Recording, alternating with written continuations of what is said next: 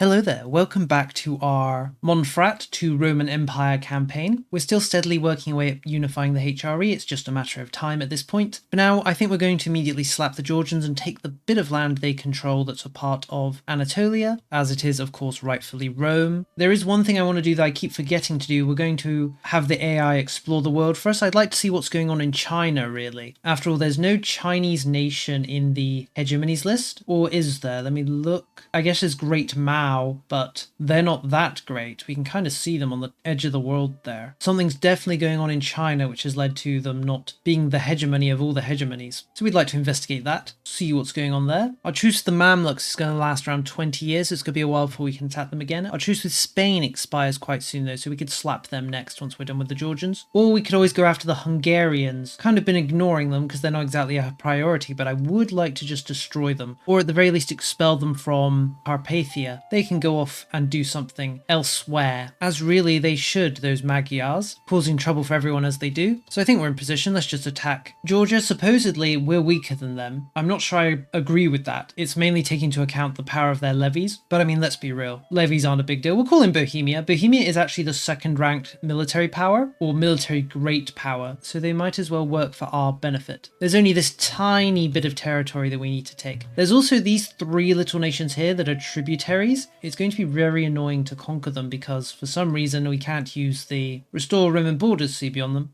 So we'll have to use the good old religious war CB. They are one location minors though, so it shouldn't be much of a problem. Since the Etrinids are actually in this war, could we have them just release these nations? We could. And then we could just clean them up on our own time. I think that's probably the best thing to do. Just make things nice and easy for ourselves. So I guess we'll prioritize fighting the Etrinids first. Another thing we could do in this war is take the bit of Crimea that the Ruthenian Tsardom controls.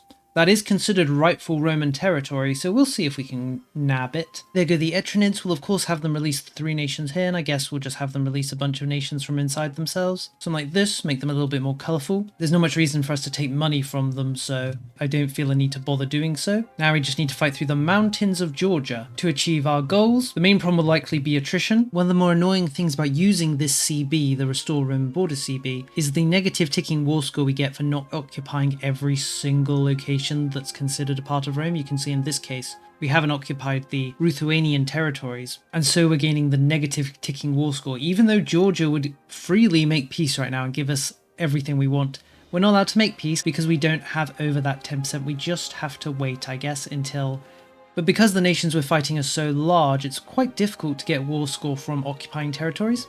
As I said, we just have to wait, I guess, and just keep sieging them down. There, the Muscovites peaced out, and that reduced the overall strength of the alliance, allowing us to make peace. Is there anything else we could grab? I guess we could have them liberate some nations. Do we want to bully Georgia, though, that much? I mean, maybe. We'll have them release a minor state, and then we'll make peace. We'll, of course, grab Crimea. Let's release Theodoro, actually, as long as they still exist. I don't actually think Theodoro exists anymore. That's really sad. Their population's been completely destroyed, or they've lost the majority in their locations, meaning there is no longer a Theodoro to release. That is absolutely disgusting and not what I wanted to hear. No Theodoro in my Rome? Awful, truly awful. I guess we'll hang on to Crimea then, and I think we'll set up another navy to spread our control over to it. Alright, let's attack Hungary now. We'd like to remove this malign growth that's kind of protruding into our territory. Unfortunately, Bohemia is allied with them, so they're going to join. I'd like to keep Bohemia kind of in check to stop them doing any wayward expansion, but I suppose fighting them in a war is also a form of keeping them in check. Our manpower hasn't quite replenished from that last war with the Georgians, but I'm sure it'll be fine. When it comes to taking land from the Hungarians, I think we'll just kind of bite into them and remove the growth they have into our territory. I guess push them...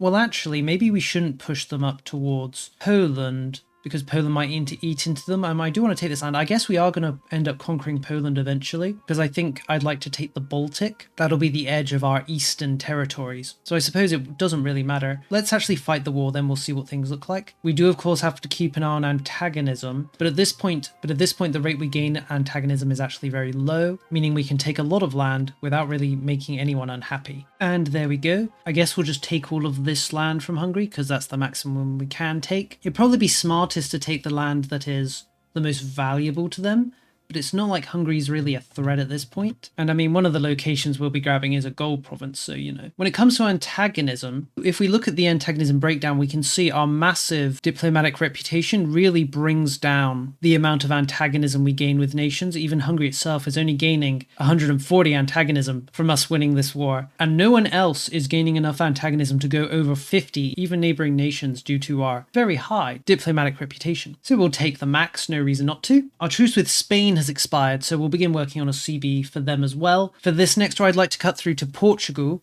so that we could add them to the HRE and then release them. As you can see, we've released Granada now that I've managed to get this land into the HRE. They are, of course, a HRE member, as they should be. So we'll just work our way along. On a related note, we have enough Imperial authority that we can now subjugate all of the Imperial free cities and turn them into direct free cities who will fight with us in battle. This is an Emperor comfort policy, so this is our third comfort policy. Remember, we need a total of 5 to unify the HRE, so there's no reason to delay, we'll just grab it straight away. Let's see if people actually vote for it. We're not seeing much opposition, or any at all. Maybe everyone just thinks it's a great idea. Yep, not a single member of the HRE can find a good reason to oppose the Emperor taking direct control of the free cities of the Empire. How smart of them. It's always nice to see people who know how things work around here. And there we go, the freedom of the free cities is now revoked. They now belong to us. We now have all of the free cities as our subjects. They're all pretty loyal, despite their numbers. We'll have to keep an eye on them though. It shouldn't be too hard to pacify them, especially since I'm maxing my diplomatic spending all the time because there's not much else to spend my money on. We don't actually have any reforms or policies that keep them in check, so if I need to, I can just throw some of those out. We'll see how helpful they are in actual wars. I kind of don't expect them to be very helpful, but as I said, we'll just see. Speaking of seeing, let's fabricate our CB on the Spanish. There we go, CB against Spain online. We'll just immediately go to war. This is going to be the first war we pull all our free cities into, so we'll see how they do. To be fair though, Spain's not going to do anything to us. There's no way they can pose even a slight threat. We'll just roll over them. So we probably won't even get a chance to see our free cities in action. For some reason, Great Britain has joined the war. That's a little inconvenient, not necessarily because it's hard to defeat them, but their presence will reduce the amount of war score we gain from occupying Spanish territory. I haven't really thought about fighting Britain. The problem is we don't have a border with them, so we can't use the Restore Rim and Border CB. And they're not our rival either, so we can't use a rival CB. With both those things in mind, as I've said, can't really think about fighting them yet. So I think we'll just ignore them in this war and keep beating up the Spanish. I guess if the British do rear their ugly heads, will kill them. I actually had a crash there, so that set us back a bit. Set us back to, yeah, before Britain joined. I guess we'll see if they join again. Hopefully they do. It's not like I was trying to avoid them joining or anything like that. I do feel like the game has become more crash prone as time's gone on compared to when it was originally released, which does feel a little weird to say because usually it's the other way around, right? Usually the earliest versions are the most buggy and then the later versions are more stable. Usually because having a stable version is important for a game, but for whatever reason, EU5 seems to have the opposite situation going on. I remember doing a full playthrough of the game back on the earlier versions and not having a single crash. And that's including, of course, an Iron Man playthrough from start to finish in order to get the coveted play the whole game achievement. But alas, it seems a lot harder to do that now. Luckily, I mean, maybe that's why they've got rid of the Iron Man requirement for achievements, because they felt the game was too unstable. It's hard to know, right? Hard to know the rhyme or reason behind what Paradox chooses to do. Ah yeah, look, there's Britain, they've joined. Were they allied to the Spanish? Yeah, it looks like they made the alliance while they were at war, so that's why they've joined. As I mentioned before, I think we'll just ignore them. They're not my problem. Looks like this is the Free City army. They've all merged into a single stack of 65,000 men. Not really what I was hoping for. I was kind of hoping they would spread out and blanket siege places, but if they want to roam around as a horde, I guess they can. Let me just check. I haven't got things set to be supportive, have I? No. So they're doing that of their own free will. It's beautiful, in a way, I suppose. Ah, some British just showed up in Portugal. It's like we're reenacting the war with Napoleon. We'll murder them. We also captured them. We could sell them back, I guess, or just kill them. I guess we'll sell them. Ah, there goes our Emperor, 67. He wasn't that great stat-wise, but he did his job. He's been replaced by his son, Andronicus III. I feel like I've heard that name somewhere before, but he's here now. For some reason, he's called Andronicus III, but in the list here, he's called Andronicus IV. Who knows? He hasn't done too well for himself, though. He's only got one son, which is a little scary, but hopefully won't be a huge deal. Looks like our vassals vassals have gone over and defeated Verona. That's nice. I wasn't really planning to do anything for them, but since they can release nations, we'll have them release them. We want to have as many members of the HRE to be free as possible after all, because the more there are, the more Imperial authority we get. We'll also ask them for some maps, I guess. Let us see more of the world. I was going to attack them myself, but looks like it was achieved before I even got there, so we won't bother. It looks like one of the places we just released, this one here, can become a free city, so no reason to delay. Let's immediately turn them into one. They'll transform into our vassal and join us in our wars. How pleasant. When it comes to the Spanish, I'm not sure we're going to be able to get enough war score because of the presence of the British. I guess we could maybe get the British to peace out by giving them stuff. Yeah, if we just let them humiliate us, that'll be more than enough. It's funny, every time we do this, like say we surrender and let someone humiliate us, we gain a certain modifier. I can't quite remember what it is, but it's definitely from the previous game, EU4. But the way it worked in EU4 is it happened when you lost territory. Let's see if I can find it here. I can't seem to find the modifier in game, but we can see it here, revanchism. Every time we lose a war, we gain some revanchism, which I think tends down to 0, but these are the modifiers for it at the maximum level. It's quite a good modifier. It's nothing crazy, obviously. Estate satisfaction is always nice, and the extra army and navy tradition. So it's funny, every time I just let somebody humiliate me, I gain a bunch of it. But either way, now that Britain's out, let's make peace with the Spanish. We're going to cut around to Galicia. Nice to gain the connection with them. We're still integrating them. They are a pronoia, which means it's a pretty slow integration. But I think once we integrate them, we'll probably release them again as a vassal once we add their land to the HRE. Spain does control a bit of land in Africa here, but I think we'll leave that for the moment. That's the sort of territory we'll want to take when we cut through Tunis and reach Morocco. I think next time we'll probably cut them off from the sea, just make them an internal country. Now we need to make a decision. Where is Portugal going to start and Granada start? I guess we can see the region here, so this is southern Portugal, so we should have Granada control everything east of it. It's going to be a while before we can release Portugal because we need to add the land to the HRE, obviously, which means getting a connection to the HRE. And one of the things that needs to happen is we need Granada to integrate its territory that we've just given to them and then add it to the HRE. Maybe it would have been better if I kept it myself because I can probably integrate it faster, but it's already done. So for now, Portugal will have to not exist for a while. I'm sure we'll survive such an eventuality. Now let's begin thinking about our next war with the Mamluks. We'll move everyone into position. As discussed, for this war, I would like to take at least this territory here so we can gain access to Tunis. Tunis is an ally of the Mamluks, so maybe we'll take some land from them in this war. It depends how things play out, I guess. You may remember these small little nations we were talking about previously. They've all made the decision to ally with the Mamluks, which is actually great for us because it means they'll get pulled into our war with the Mamluks and we'll just eat them all one after another. Absolutely perfect. Always nice to see the various nations of the world supporting us with their behavior. We've gone quite a bit of vision of the new world now. We can see it's mainly being divided up between Poland, Great Britain, Norway. There's also Denmark and a few Bohemian colonies, as well as some from Brabant. Is there anyone else? I guess yes, the Neapolitans are here as well, aren't they? Where is Naples? They're still based over in Madagascar, still ruled by members of the Palaiologos family as well. And I'm not sure they look Westphalian, but apparently this is what Westphalian culture looks like. I wonder, has Naples itself become a... Yes, looks like they've gone somewhat native and become a Micronesian culture. Well, not my problem. It's kind of what I was hoping they would do. The Mayans and Aztecs have managed to retain their independence though. We can see that France, for whatever reason, has mainly colonized Brazil and Panama instead of colonizing,